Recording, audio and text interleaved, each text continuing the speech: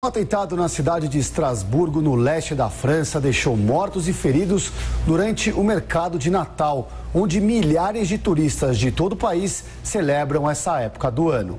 Não, mamãe.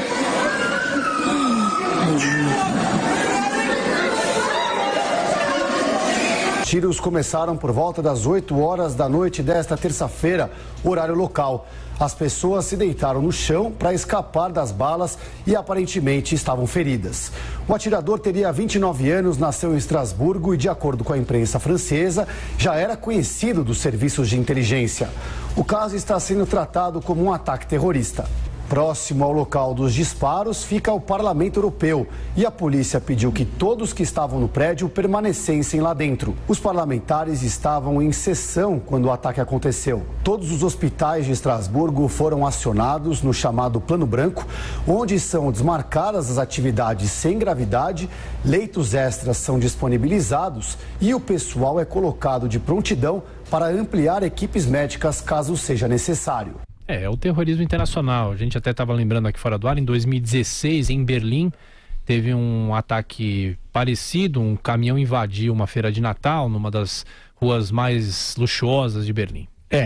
E o local também, Estrasburgo, sim, uma catedral importante na história da arquitetura do mundo ocidental, né? Uma catedral gótica, um terrorista, é um ato terrorista, né? Claramente.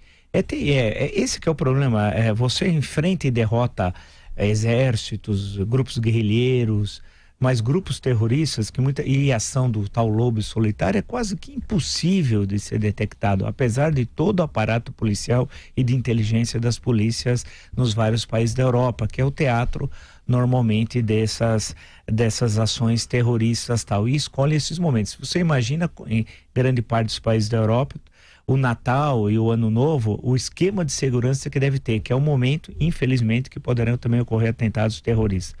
É terrível, né, o que está ocorrendo no mundo. Isso são, apesar de todo, especialmente nesse século, evidentemente que as ações terroristas marcam, por exemplo, o século XX. Tem várias delas, inclusive uma individual que levou o início da Primeira Guerra Mundial, né, lá em 1914 e tal, no atentado. Então você tem uma série de atentados, mas isso é muito complicado. E aí vai aparecer necessariamente em todos esses tipos de atentados a discussão da recente imigração em larga escala, da imigração e migração em larga escala para a Europa, a chegada dos muçulmanos, a toda a discussão se é possível conviver, a questão se há um declínio ou não do Ocidente, etc. Há toda uma discussão de fundo estrutural muito acima do fato em si, que é trágico, que está presente aí e que afeta a política de diversos países europeus.